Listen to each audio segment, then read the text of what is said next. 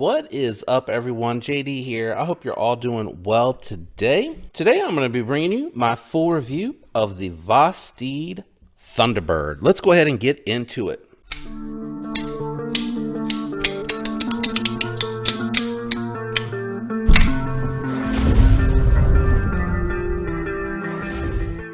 So what we're going to be doing today is we're going to go through knife specs so I can go over the specs for the size, and then we're going to do some size comparisons while I will bring out some other knives for reference, for frame of reference for the size, and I will do profile for thickness so you can see just how thin or thick the knife is. Then we'll jump into my thoughts and impressions of the Thunderbird. Let's go ahead and jump into it. So the Thunderbird has a 3.48 inch S35 VN blade, which they advertise on the website as ran from 60 to 62. That is a really good heat treat range. It has 4.72 inch handles, 8.2 inches overall. Claimed weight is 3.77 ounces, and I'm sure that has something to do with that brass back spacer that we'll circle back to here in a minute. So actual weight coming in at 3.5. I just wanted to make sure. I guess if it was hanging over, it really wouldn't matter, would it?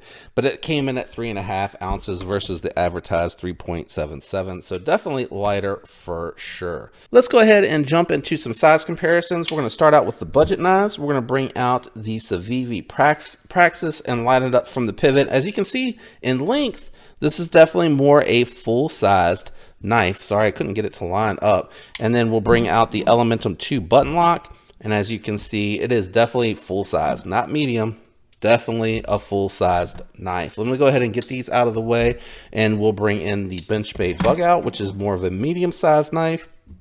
And then we'll bring out the Hogue K320 made for SIG. And as you can see, it is actually longer than the SIG K320. All right, let's move the bug out of the way. And we'll bring in the Demco AD 20.5. As you can see, this is a medium knife. And we'll bring out the Spyderco Shaman. And it is the same, it is about the same length as the Shaman. So since it is lining up with the full-size knives, let's go ahead and do thickness profile comparison. As you can see, it is just as thick as the Shaman. It's going to be thinner than the K320 at the top and thicker than the bottom. And that is because it is V-shaped. I don't know if, I do that every time because I don't know who the hell's just watching one versus someone that actually watches everything that I drop on the channel. Same thickness as the Praxis, we're going to call that. So let's talk about this one. S35VN.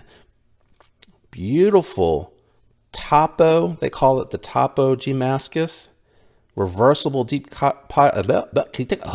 reversible deep carry pocket clip with a filler tab, brass backspacer, milled out for lightweight carry, and it has a fold over deep carry pocket clip that doesn't ride very deep. Very interesting that they decided to go with the orange and the brass as opposed to what I think would look really good is the G10 backspacer done like this. I think that would look really, really awesome. Now, it is a button lock plunge lock. And as you can see there, it has a stop pin that lands right behind the sharpening choil. So I was really worried about that when I saw it, but where it's landing is right there where my fingernail is hitting. So it is just behind it, like just behind it on the actual last part of the plunge grind. So it's close, but you should be okay with sharpening it. Now, it is very slender and it is not very chunky. So for me, it's a little on the small side. I actually don't like the ergos on this for me. And I'm glad that Javier sent this in. Thank you, Javier, for letting me check out the knife. I know Javier has a smaller hand than I do, so this probably is comfortable for him, but it is not comfortable for me. It's too thin. It is really smooth on the G10. They didn't leave any type of texturing, and these little slots here are just not enough for me. My hand, I mean, I can squeeze.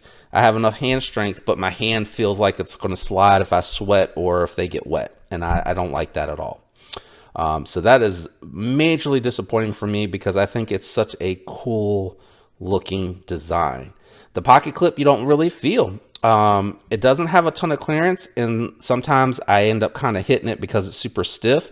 So it bunches up on the pocket. I have to pull the pocket straight and then kind of jam it in. So while you don't feel it in hand, I think it needs just a little bit more, or you could pull up and release the spring tension on there, but it's not my knife, so I'm not doing that. But I think it needs just a touch more upward angle so that it'll clear the pocket nicely. And it is really snug going through my khaki material pockets on my shorts, which was surprising for me. Now, the button lock, it does sit proud. Probably a little bit more proud than it needs to. They could have contoured the scales. I think that would have helped with the proud button on here. I don't dislike it, but it feels fine. The detent feels a little sluggish. If this were my knife, I would actually be trying to swap out the spring for this the set that I got from knifemakers.com. I think they would be a little bit more stiff, and I think it would be a little bit more satisfying because on the reverse flick, it feels okay, right? It's not super sticky, and I think the spring would help with that. I think it would give it a really sticky feel, making it feel like it has a really good detent. Fidget factor on this thing is out of this world. You have EMP EDC levels of fidget factor with this particular knife. You got the flipper tab, the front flipper, that also works from the front if you hit it right, and then it has jimping over the top, so you can go for the reach around. This one here I missed because I tried to catch it on the top. You actually want to hit it right on the nose to flip it like that. And the reverse flick works good, and the thumb deployment works good, and you can even catch your finger on the fuller to deploy it that way as well. And it is really, really smooth. Has great sounds.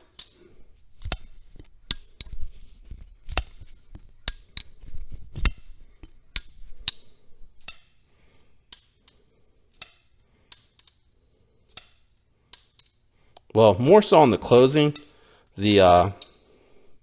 The opening is just really dampered, and I think that has to do with the G10 material. Blade, super thin behind the edge. It is not a deep hollow grind. It gets thick halfway through that hollow grind. It gets thick, especially out on the tip. It feels like a compound grind, and I think that it is, but the belt line kind of messes with me a little bit. I think it's hollow through here, and it definitely feels thick like a compound grind on here, but that belt finish hides it really well. So I think it's more of a Japanese tanto because it doesn't look like the edge angle changes. The reason I say that is when I play with the light, the reflection doesn't move as I move the blade. It stays consistent, the same throughout. So I think it's more Japanese style tanto. It's a great blade shape though, and it's really, really slicey. I only tested it on some paper, and then I ran it through one piece of edge of cardboard because, again, not my knife, and I don't want to eat up the blade edge life on someone else's knife. Overall though, do I recommend the knife? If you love the knife and you have small hands, if you don't mind my complaints about the smooth G10 feeling slick in hand, especially if your hand starts to sweat, if you don't mind the pocket clip, I would say you could pick this knife up. I am hesitant because I can't recommend it for me. Like, for me, this is just not a knife that I could recommend. I would probably say if you want a button lock, get a Conspirator. I can't recommend it. You know what I'm going to recommend that is like this, and Vosteed shares a warehouse with that brand, and I don't even want to say it. So if you can guess it from those, good for you. You can leave it in the comment. I would say get a Conspirator, get a Chevalier. I think those are a little bit nicer, and Chevalier has really great sounds from what I remember. Not that the Conspirator does not. The Conspirator does, but I would recommend that. Now, I believe this is getting close to that $200 price range. I would recommend, if you want something with titanium that also has an awesome heat treat and they have cool sounds in action, and really nice ergos because they are a thicker handle. That is going to be the Kungwu knives. Now, I think the compact Tao, there's another compact that they have, and I'm completely blanking on it, but I think they're $199. That's my point. So I would go those alternative routes. You're not going to get the S35VN, which this has a good heat treat on that, and the blade performance is good. I can't knock that. It is smooth action. Oh, and the proud button, I don't like that proud button. So for me, it's a little bit of a pass on this one. Not really feeling it. But I was glad I got to check it out, you know? And if you like that, and if those little nitpicks don't bother you, don't feel discouraged from getting the knife, right? That's what's important. I'd actually probably say, I'm not gonna say it. I would just say, look at those others that I mentioned for consideration as an alternative to this before you buy it, just in case you're interested in that. I would even say the Drop Bear.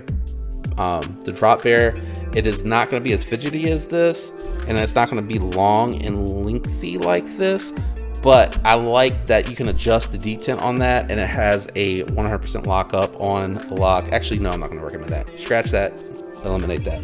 I hope you enjoyed this video. If you did, do me a favor, leave a like. If not, no big deal. Shout out to everyone out there that does leave likes, comments, and is subscribed. I appreciate each and every one of you. I love you guys. I hope you have a fantastic week. Until next time, peace.